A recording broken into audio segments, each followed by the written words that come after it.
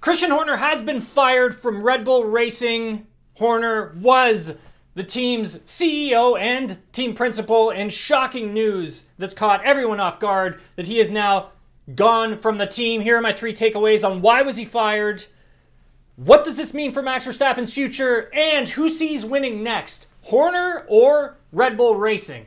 Now, why was Christian Horner sacked? We'll start there.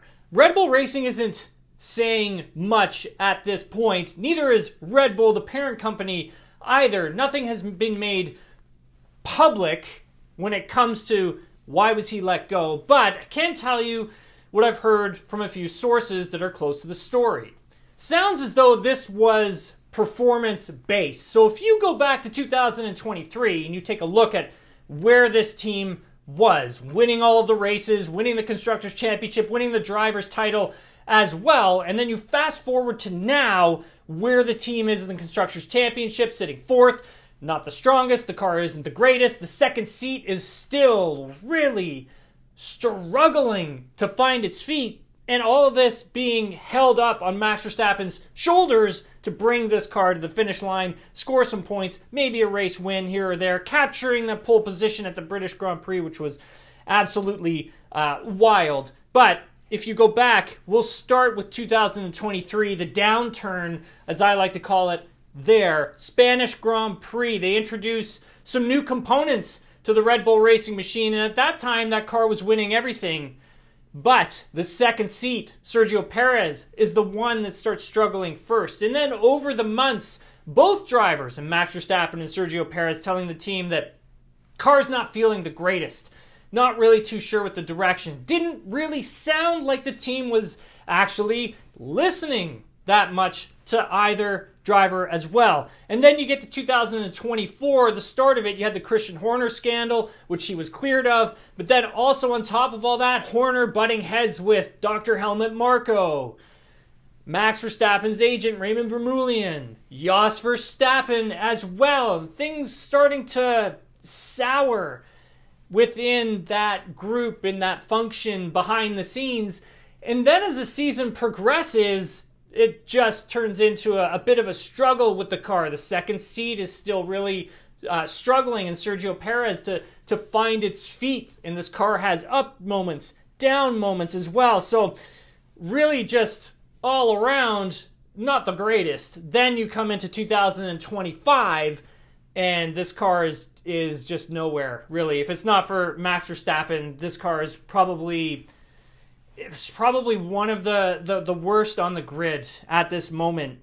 And look, this team does work hard off track to try and bring these drivers good cars, but again, like, just doesn't seem like it's gone in a really good direction in terms of the technical side, building this car up as well. And then now we can add on losing key figures, and we'll go with that chronological because I think it's important to start with Rob Marshall. Rob Marshall being a big component in terms of aero development and things of that nature, flexi wings, and him leaving and going to McLaren, and McLaren scooping him up.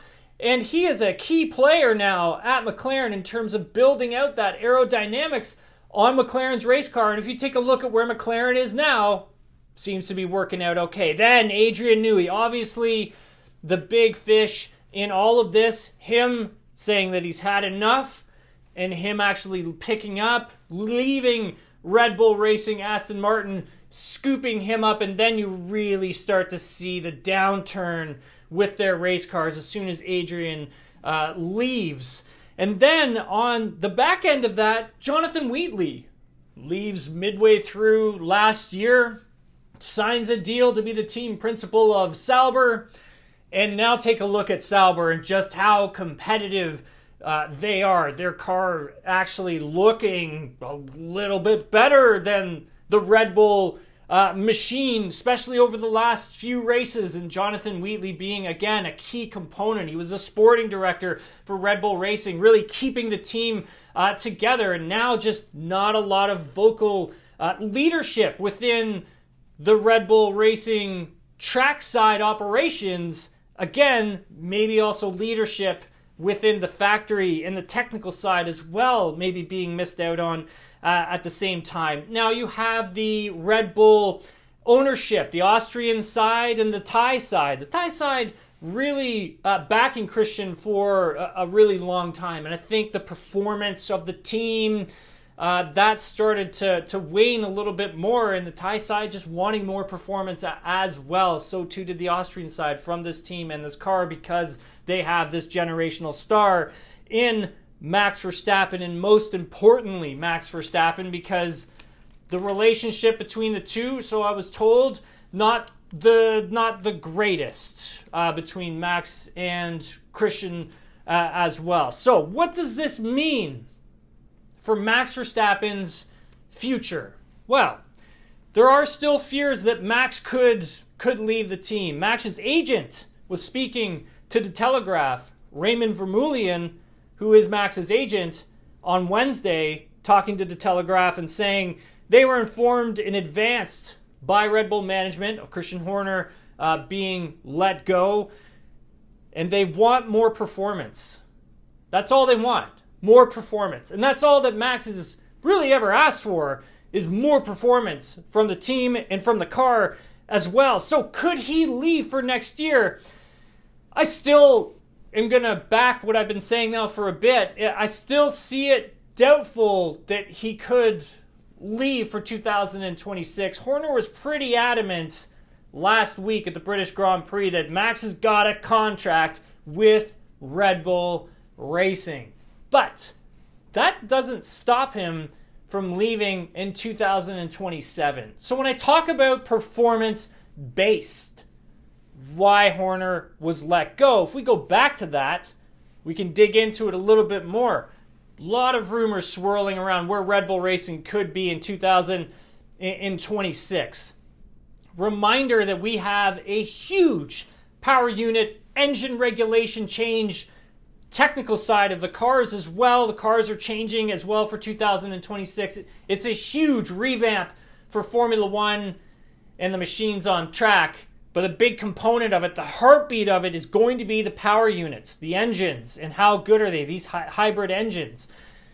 So Red Bull Racing not really signing any deals at all with any OEMs to build them a power unit and bring it over. Teams like engine manufacturers like Mercedes, like Ferrari, like Honda, no one, and Audi, no one really building an engine that Red Bull Racing wants to sign up for. So they go and they create Red Bull powertrains. Again, Christian Horner linked with that as well. Part of his idea to build Red Bull powertrains, to build their own power units.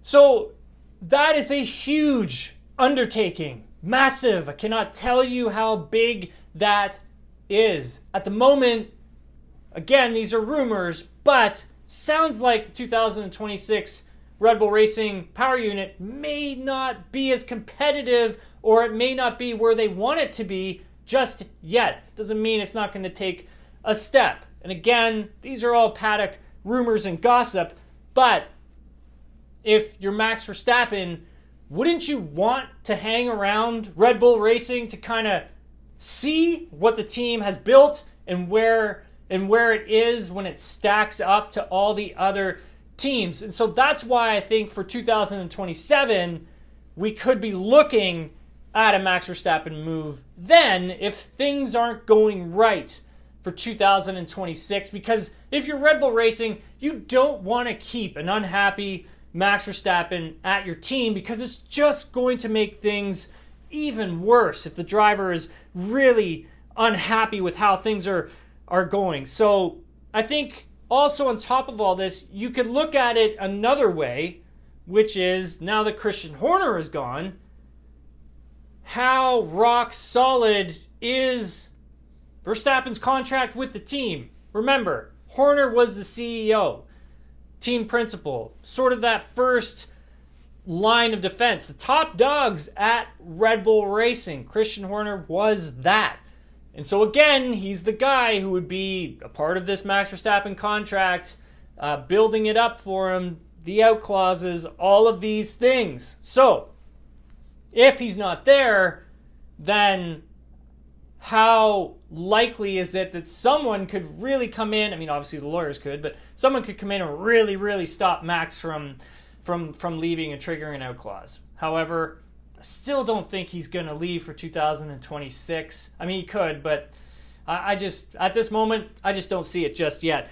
So who sees winning next? Red Bull Racing or Christian Horner? You have to remember that Christian Horner has done a lot in Formula One, in motorsports in general. Just taking a look at him building Red Bull Racing into the empires that it is, right? The empire that it is. And then also all of the championships that Horner has helped, build this team to go and win.